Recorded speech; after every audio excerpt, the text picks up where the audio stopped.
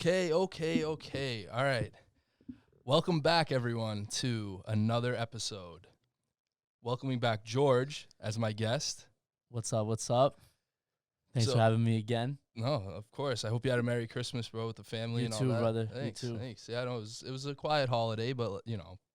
Yeah, what are you going to do? What can you do? Yeah, what are you going to do? Maybe later on we'll make some, catch up with, the family later, extended family. We'll see what happens. But today, I don't really have, too much to talk about. The NFL season's coming to an end. The NBA season just began. Awkward transition. Yeah, we're in a weird limbo space right now with sports. There's a couple off seasons still going on, but we do have I have a couple things to talk about. One, and listen, you don't have to say anything if you want because I won't blame you. I know you're a Pats fan. I know they're playing tonight. I know this video is going to come out tomorrow, so whatever, they either got blown out or whatever, they're going to do whatever tonight. And I hope they lose, honestly, so they can get a better pick. I can't believe I'm saying that. But everyone that's asking to see Jarrett Stidham, I wanted to stop. Please stop. Just keep Cam Newton out there. Keep whatever's been going on out there because Cam Newton's trying to get a job next year. I don't know if it's going to be here or somewhere else, and I feel for the guy. I want him. I like Cam Newton. I always have. Me too. I want Cam to succeed. Right. So I know he hasn't looked good, and the thing is, he still beat out Jarrett Stidham. That's the thing. Bring him in. He's the young guy. He's the 4th round pick. You brought in this, that, what? No, he's done. I don't want to see him here. If Cam's going next year, I want Brian Hoyer and Jarrett Stidham gone on top of it. I don't want to see him here anymore. Just draft another guy. Yeah. Just draft somebody. Because here's the thing. Tom Brady was the quarterback here for 20 years. Legend, obviously. I don't have to go over it. And he was a 6th round pick. They love 6th round pick. Tom Brady, 6th round. You don't need to draft someone early. Okay, well, sometimes you do. You're not always going to find someone in the 4th round or later. It might not. It doesn't have to be the first overall pick, but a 1st round pick. Right. You can't bank on these 4th and later quarterbacks in each of these rounds to pan out. So besides Brady, I can't tell you a guy that's had that kind of success or even carried a franchise for more than a year that came from for those rounds. The only one that comes to my mind immediately is Russell Wilson. Russell's a big one. He's the only one. But my point being right there, it doesn't happen. So you're not gonna get another Tom Brady just by trying your luck in the 6th round, 7th round. Draft somebody. Or go get someone. Get somebody in the league that you can work with. It's a young guy. Just go get somebody. Right. We don't have to always get the diamond out the rough. Just go get somebody that can play football. Right. That's all we need. Exactly. So stop talking about Jarrett Stidham. I've had enough of it. I don't want to see the guy. I've had enough. I don't want to see him. He's gone. He's done in my mind. He's not a person anymore. I'm over him. All right, transitioning to the NBA, because that's it with the Patriots. I'm done. Celtics, great win first night. Oh, man. that first game, I know you're not a Celtics fan, but, this is what we do here, so I'm just... It's all good. It's just... I know it's been a rough start. I'm watching that first game with my dad, and I'm when Tatum took that shot, I didn't even think it was going to hit anything, let alone go in. I was lucky. I was insane. If anyone that's telling me that's not lucky, I'm sorry. I know I'm not a Celtics fan. Don't come at me, but that was a lucky shot. Not only are you not a Celtics fan, you're a Lakers fan. So but let's go, baby. That was luck. But sometimes luck has to be on your side. That was an insane shot, and it just worked out. Move was great. Yeah, great move. He does it too much. And he hit some shots like that over Giannis in the same game. So not all luck, but come on. Yeah, that was crazy. Did you bank it? We literally off the top side of the top of the key. Come on. My dad and I at the same time screamed at the TV, and we're like, "What are you doing?" Literally screamed that at the same time in unison at the TV. And then when it went in, we were like, "What the? What just happened?" Oh my god. My dad was like, that just reminded me of Larry Bird. That's all he kept saying. Larry Bird all the time would just take these shots that you're like, what the hell are you doing? And then when then you're like, all right, go with Pops it. Reliving the glory days. Flashbacks. But yeah, so after that, it's been a little rough. Obviously, the Nets game wasn't fun to watch for that second half whatsoever. And the Pacers game, it was a good game. They just couldn't pull out the win at the end. I didn't really like the shot selection at the end there, but it is what it is. So it's still early. It's the first week. We're doing reactions, overreactions, underreactions, whatever you want to call them. And I'm not going to freak out about the Celtics. They're going to make the playoffs. It's going to be a typical year. You know, it is what it is. This is the NBA. Like, I like the NBA, and I know a lot of people love the NBA, but it's almost a rinse and repeat kind of league. So I'm not worried about the Celtics. Playoff-wise, I'm worried. But getting there, I'm not worried about a December loss to the Indiana Pacers. So no, I think when it comes down to it, you know where the Celtics are going to be. Right. You know they're going to be in the playoffs.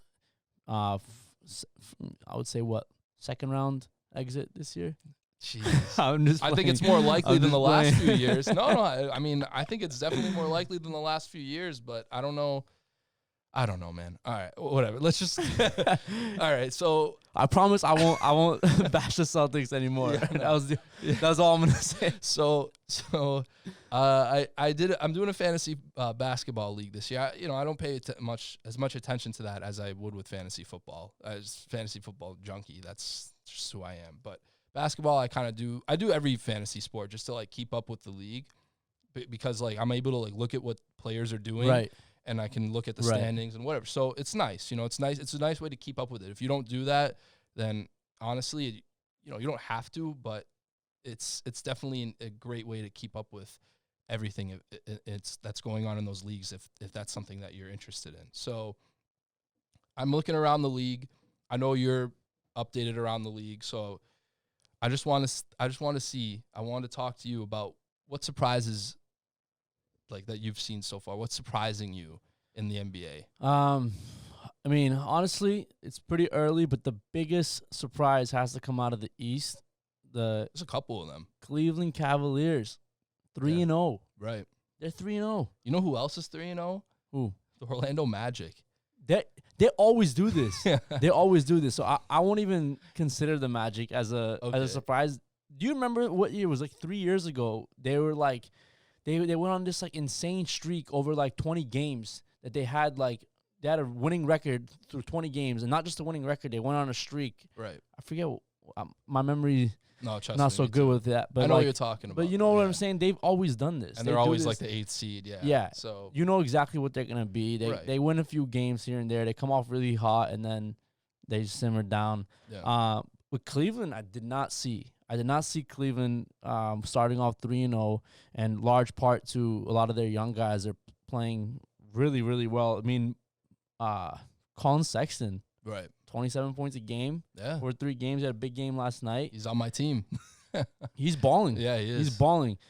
We knew the guy was talented, right. But I'm shocked that they're playing this well. Right, he's a legit scorer. Yeah, no, he can definitely. Right. He can definitely score the ball. I think he's settling more into that 2-guard role with Darius Garland. Sexton is, because he's not really, he can obviously handle the ball. That's what he was doing like in college and his first couple of years. But Garland 8 assists. Garland's going off too. A game. He was the more question. He was more of a question than Sexton. Right. In my eyes, at least. I didn't know if he had it. There was potential like bust there, but right now he's kind of showing out, and I really like it. Andre Drummond he's fitting into Cleveland perfectly. When they made that trade last year with Detroit, I was like, or earlier this year, I guess, I was like, what is going on? Because neither team was going anywhere. Yeah. And I'm like, and Cleveland gave up next to nothing for him. I mean, no, they got him. They stole him. Yeah. And let's not lie. Like, Drummond can ball. Yeah, of course. So one of the best centers in the league. Drummond's a baller. Like, what is he averaging? Almost 15 rebounds a game. Always does. Like, that's his thing. He's gonna come get boards. He's gonna give you a decent amount of points. I think he's giving like right now 20 a game, 20 and 15. Yeah. If he can sustain that, like, I'll take that. Right. Put some young guys around him that can score the ball. And now you got somebody that can really play for you, and that's a cornerstone to your franchise. So, no, Drummond's a baller. You just need some guys around him. Right. Yeah, no, that's a solid squad they got going on there. And Kevin Love's now all of a sudden probably wanting to stay for a little bit longer after wanting to get traded for a period of time there. See it through. It's right. Like, I think it would benefit all the guys on that team, coaching staff, organization level, if they can somehow sneak into the playoffs. That's crazy. Can you see that happening? So I think it's gonna be. They're gonna come back down to earth eventually. Because again, like I say this about a lot of teams, and they don't have LeBron. Obviously, they've had LeBron at some point, the Cleveland Cavaliers, but they're the Cleveland Cavaliers. Right. That's just who they are. They're gonna come back down to earth. But this run that they're going on right now is definitely gonna help for that like 7-8 seed push that I think we talked about it last week with all the guys here, with the four of us here. There's going to be a push in the East for like that 7-8 seed. We didn't have the Cavs in there, and we kind of had the Magic in there. We had the Wizards in there with Westbrook now, and they've got off to a horrible start. So that's the complete opposite for the Cavs. We had, who else do we have in there? I think the Hornets were kind of in the mix, but probably not really. And the Hawks. The Hawks they've looked obviously really good. They're one of the deepest, if not the deepest teams in the league. So they're definitely up there. And the Cavs are... Yeah, Hawks 2-0 as well. Yeah. So, I mean, they're definitely taking care of business right now. All those teams are doing themselves favors. The Pacers, too. We were very questionable about the Pacers. Like, we were like, what's going to happen with them? I think they were saying they might not even make the playoffs, some of the guys. And I was like, they'll probably be the 7-8 seed. But I could see where they were coming from with what they were saying. Right. But they've got off to a hot start, too, now. And Sabonis looks like a legit, like, star right now. So... Yeah, I mean, that kid can play, for sure. What a steal that ended up being, that Paul George deal. Oladipo and Sabonis for Paul George. I know. I mean, he was out anyway. Right. He was going to leave anyway. What they got for him, and then he left OKC, so it doesn't even matter. Yeah. But, I mean, they traded him, but we all know how that went. Right. He wanted his way out of there, too. Right. Though. It's just, I don't know. The East is interesting. Obviously, you're not going to see the Bucks in the 11th spot. Like we said, it's hasn't even been a full week. Yeah, so. I mean, these are these are extreme overreactions. Obviously, like, you know, we know the Bucks are going to be in there. They might even be the number 1 seed. Right. Like, you know that Giannis can go off a tear. They're going to go on a win streak. I mean, they got some other guys around them. But what about let's do some overreactions for playoffs. You think? Whatever you want. Who takes it in the East? Who takes it in the East? From what you've seen so far. Oh, I want to say Celtics so bad. I as the Celtics fan, obviously I want to say that. I'm not going to. It's the Nets. It could happen. It's the Nets. It's the Nets. It's the Nets. I think it's the Nets too. But they did have a big blow today. Spencer Dinwiddie out for the season. That is big. Yeah. Dinwiddie relieves so much offensive pressure off of KD and Kyrie, and we all know the story with them. They get hurt a ton. I mean, KD not all the time, but you got to be careful. He just comes off the worst injury for an athlete. Right. So, like, you got to obviously, like, make sure that he's getting, like, you know, adequate rest. But Dinwiddie's a big blow. Yeah, for sure. And the thing with the Nets is I don't want to say I didn't expect them to look like this so far. I definitely thought there was at least a really good chance they were going to come out of the East, because Giannis and the Bucks clearly can't get it done in the playoffs. And though I would say the only team that really stood and still stands in their way, not the Celtics, is the Heat. So after watching them, though, I don't know if KD was going to come back and be the same guy, because right now they always say, you know, your late 20s, early 30s is your prime, which is what KD's in now. I'd say the early 30s is kind of like the back end of that prime. I want to say it's like right in there, but you know, I think I agree with you to a degree. Right. Look at LeBron. Oh, LeBron's a legend, bro. Generational player, right? Like, that's but completely different. Do you think KD could be that kind of player where, like, he's playing well into his 30s like LeBron is?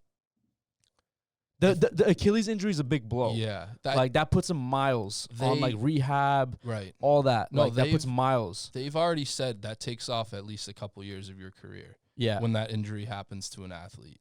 So I hate hearing that. Yeah. But that's just what it is. LeBron also never really suffered an injury like that until he got to the Lakers with the whole groin issue. The groin, yeah. Before that, what did he have? He would get maybe dinged up and play through it. Like that's all it was. You never heard of major surgeries in the off season, nothing like that. So not only is he a legend, he's generational. He's never had those injuries. Yeah. So That's the thing with LeBron. But I mean, KD still came out after I said all that, and I thought all that, and he looked like the old KD. I think what helps KD is a lot his game. It's not like LeBron. So LeBron is very explosive. He's big body, so he's gonna take a lot of contact. KD just plays just a smooth game. Right. Like he's so smooth. Like where like I'm watching him play, and I'm like, it's effortless. Right. He's scoring effortless. He just rises up, smooth jump shot, butter. Like he just knows how to score the ball. Defensively, he's looked timid, but I mean, you expect that. He's been posterized twice. Right. Like, you know, he's not going up. He's not Terry trying to. Rozier. Yeah. Shout out Terry Rozier. Celtics legend. Yeah, but I mean, KD doesn't have to do much. He's gonna be an offensive threat no matter what. He's not gonna tax his body, I think, the same way other players do in the league. Like a lot of players rely on athleticism to score. He doesn't. He relies on that length, and he just has a smooth jump shot. Right. And for some guy who's 7 foot tall, like his handle is tight. So that's gonna help him a lot, where he's not gonna have to tax his body, take a lot of contact. So he can play without having to like assert like his force through like his body. Right. You know, like. Right. So that does help him a lot. And with all that being said, you know, with wear and tear on the players, we already talked about how Kyrie is more questionable, you know, game to game than KD. They're already both sitting tonight. They're both taking a rest tonight. And we talked about that again last week. I was saying I went over like the standings that other friends and I had talked about, and I think I had the Celtics ahead of the Nets, and they were all saying, like, what are you talking about? Right. I'm like, it's because of stuff like this. Yeah. Because I don't know if they're going to win tonight, but losing Spencer Dinwiddie on nights where KD and Kyrie are both at the same time more than likely going to sit. Yeah. It's going to happen more than just this one time. For sure. Especially, it's only 10. If it's already happening this early in the season, like, of course it's going to happen. They're only playing 10 less games. Yeah. It's not like, it's still a long season. Right. It's still a long season. So they're going to, but they're not worried about it. They're not thinking about the regular season because, like I said with the Celtics, they know they're going to make it. And once they make it to the playoffs, it's anyone, you know, like they're just going to, they're hoping obviously to avoid. I think there's 3 to 4 teams in the East that aren't worried about where they're going to be in the standings. Right. I think they're all pretty much, besides the Nets, they're all on the same level to me. Right. I think the Nets are the only team that has that superstar duo that teams are going to be like, all right, that's going to be tough. That's going to be tough to beat. They're both right? champions. But they're all just trying to get into the playoffs. And just look at Miami. Miami got into the bubble, and they were the hottest team out of the East. Right. And it didn't matter who was in front of them. They were able to. They were handling every team.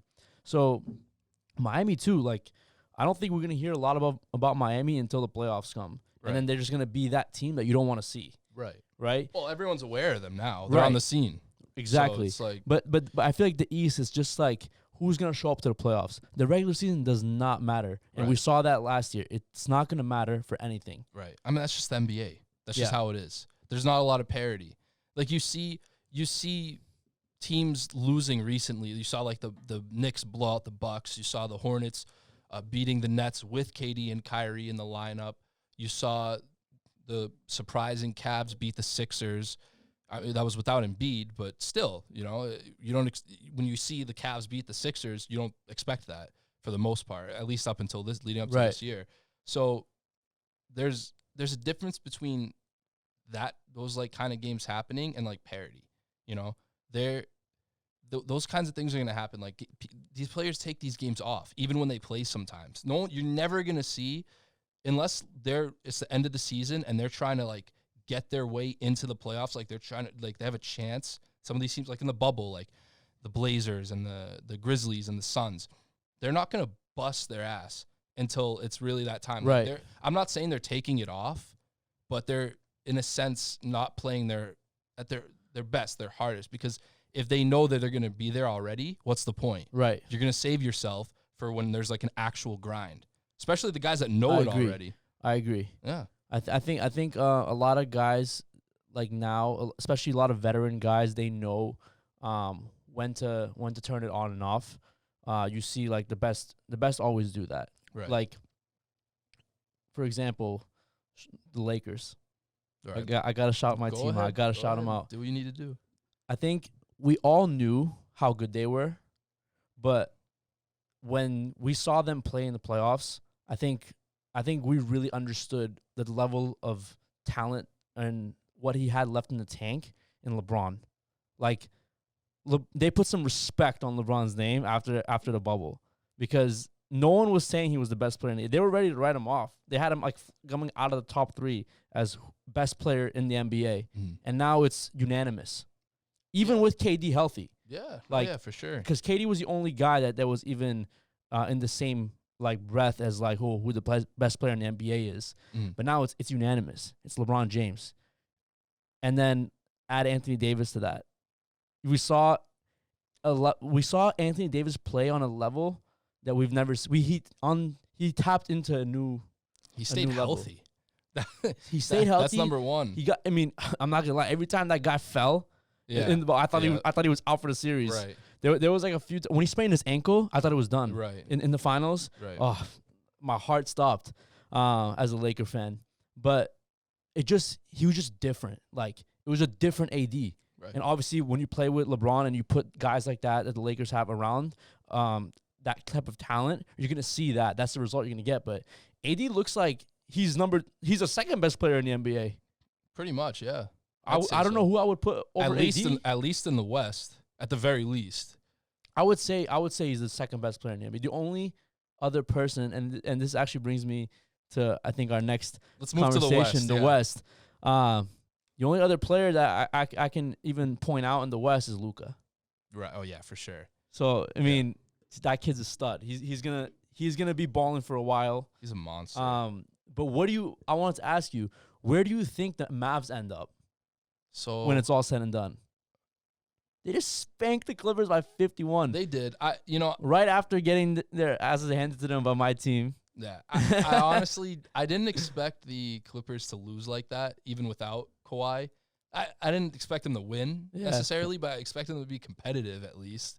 That was just insane. I don't think that's going to be the trend if Kawhi like sits games for the most part. I mean, it can't be. You're gonna get pushed down to the G League if you keep playing like that. Yeah, I don't. And when I heard that was the worst loss in Clippers history, I was like, "There's no way. They've been worse. They gotta be worse than that." but 51. Yeah, that's. I mean, insane. you go down 51, but the score stays? Yeah. You lost by 51. Yeah. Luka only played like 26 minutes. Obviously, when you're gonna play him, but. Yeah, no, Pandemic P is alive and well. Pandemic P. He's the only P one that really showed up that game well. for like any part of that game. But listen, you're the best player on the floor. You just got paid $200+ million. Yeah. You figure it out. You don't let your team lose by just 50. Kawhi, yeah. You don't even let your team lose by 40, let alone 51 points. Like, yeah, Kawhi's not on the floor. I get it, but 51. Right. So, with the Mavs. I had them. I think last week I had them. I think in the 5 or 6 seed area, just because Luka's definitely going to take that next step. But what else did they really do around him? They still Kristaps is still questionable. That's the second best player on the team. All you really did was go from Seth Curry to Josh Richardson. You got to put some guys around the guy. He can't just carry you. They're still going to make the playoffs. But I honestly think that if Kristaps didn't get hurt last year in the bubble, I think that the Mavs would have beat the Clippers. And then you put him against the Nuggets, right? That's how it would have played out, right? They would have played the Nuggets. I think so. Actually, yes, you're right. Right? Yes. So I mean, Mavs Lakers, if the Mavs could have beat the Nuggets, which I think they could have, because Luka's the best player in that series, and if Kristaps is healthy, I think you could have seen a Mavs Lakers conference finals potentially. So I think that might be a possibility this year. Could have had Jamal Murray and Luka going at it. Yeah, I want to say my biggest. It's not an overreaction because this would have been my prediction from the start. I think. If healthy and all teams stay how we think they're going to play out, I think Lakers number 1 seed, but I think that number 2 in the West is going to be the Mavs. I think the Mavs are going to make the biggest jump, and I think you were telling me earlier that might be an MVP Luka prediction right there. I think he's the favorite. I think he was the favorite. I agree. and I can't see why not. You know, they love not giving it to LeBron. Yeah, nowadays. And the thing is that like AD's gonna make a case. I feel like he kind of made a case last year. I would have put him like top 5, right? Or just right around there. I think he's gonna have a similar season, maybe a little bit better. But I think just having LeBron there, like he does so much for the team that it's gonna be hard to make an argument as to why AD would win it over 1, LeBron, and 2, Luka, who I think will play a bigger role in his team's success, just because it just doesn't add up. Like Luka and Kristaps doesn't help like as a number 2 as much as LeBron and AD. Like 1 or 2, swap them out. Like, you know, obviously LeBron is the best player on that team. AD might play a bigger role in the regular season, but we all know who showed up for real. Right. When NBA Finals came around. So that's, you know, the West is definitely different. I mean, there's more teams to look at in the West than the East. Some of these teams, you know, they're going to do their thing, like the Timberwolves. I didn't have them in the playoffs. I didn't really have them close to the playoffs, but I love Anthony Edwards. I love what I've seen from Anthony Edwards so far. We talked about that again last week, too. He doesn't even like basketball. I know. And he looks like a beast out there. Off the bench, this guy balling for the T-Wolves. I don't know what LaMelo's doing in Charlotte, but he's gonna take some time, I think, to just settle in to the NBA. But I think he's gonna be fine. He's too talented. I like Wiseman too. I like what I've seen out of him on that Warriors team. He can shoot. I didn't know he could shoot like that. I like how Wiseman is in a situation where he's gonna really have a lot of minutes to develop and to show what he has and kind of like come into his own in the league. So I think like it's a blessing in disguise for the Warriors this year. I mean, obviously you lose Clay, and you're not having great expectations in the playoffs. You just can't do it. Like you lose KD 2 years ago, and now you lose Clay for another season. Like no one's really expecting too much from the Warriors, but Wiseman could be a great pick. Yeah, great pick, and he's gonna have a lot of minutes available to him. Right. Yeah, Steph's prime is definitely fading away with all these wasted years. Yeah. I hate to see it. I do like Steph Curry. I know a lot of people didn't like him after the Warriors, but that's what happens. That's what happened to Tom Brady too. Like, you went from, oh, wow, Patriots, look at them. They're upsetting all these teams, the Rams, all that. And then it's like, okay, we're over you guys. Stop winning. People don't want to see you keep winning. They always want the next best thing. Right. People don't like dynasties. Right. It's not good for, I mean, it is good. Like, but that's a different discussion. Yeah, so people love to hate on a champion, right? But I'm not a Warriors fan at all. But I am upset that Steph isn't competing. Right. I want to see him compete. He's one of the best players in the league. You want to see it exactly. Yeah. We need Klay Thompson healthy just for the game. I don't know if he's ever going to be the same. I think the game needs Steph and Klay healthy. Yeah, because they're very fun to watch. Right. So yeah, I don't know.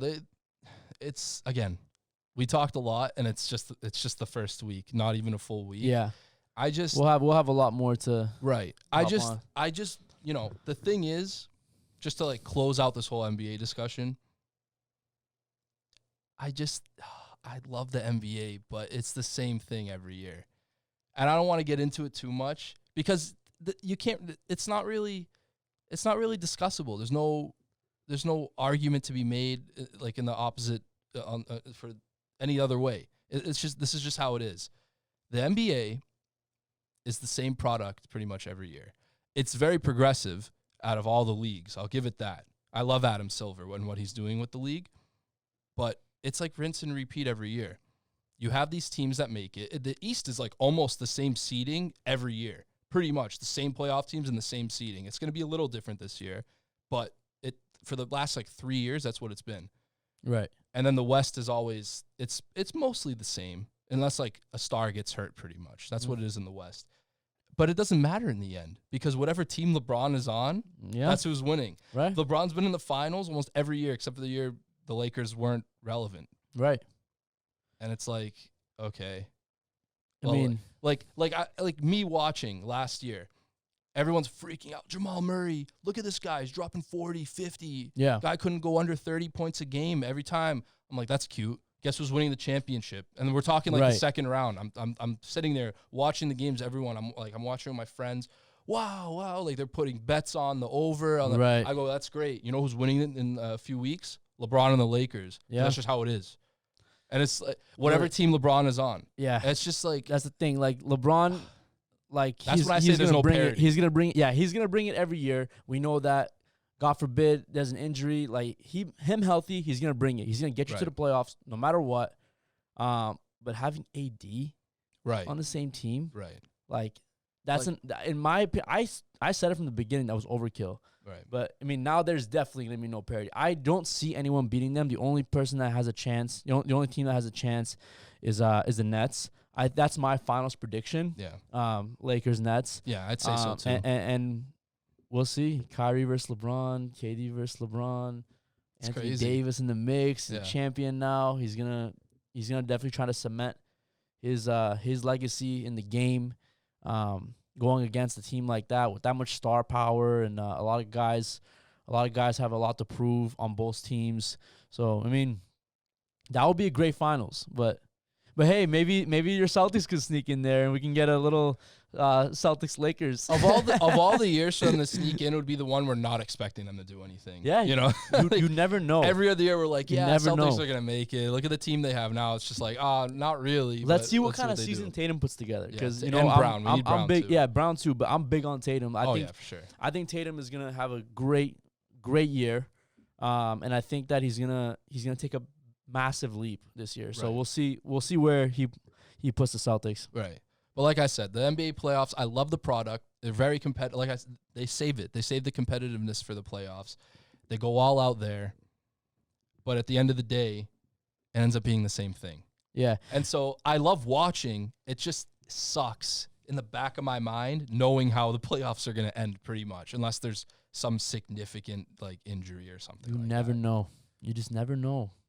So yeah, never know. That's the thing. We gotta watch. We gotta wait and see. Yeah. See how it shakes up. It's only the first week. We already went over a half hour talking. Just the first week. There's gonna be a lot of stuff to talk about. NBA. I mean, a lot of headlines always. That's the good thing about NBA. Yeah. A lot of stuff to talk about. Thank you for coming on, bro. I appreciate it. Of course. Thank you for having me. Have a safe and happy New Year. You too. Everyone else have a safe and happy New Year. And please, with your sneaky links on the New Year's. Your sneaky links on New Year's. With your kiss, New Year's kiss, whatever you're trying to do. Don't forget, there's still Corona out there, and now there's super gonorrhea. So what? I saw that over the weekend on like Twitter. It's real, but I saw it on Twitter. So, and it's thanks to COVID. So COVID's like enhancing gonorrhea now or something like that. So please, what? Yeah. I'm staying my ass inside. Have a happy New Year. I'm not going outside. Everyone be safe. I don't want to hear any of my friends coming up to me. I have COVID and super gonorrhea. Like, no. I'm done. I'm Super Saiyan gonorrhea. I'm all set. I'm going home. Wear a mask. All right. Be safe, everyone. Happy New Year.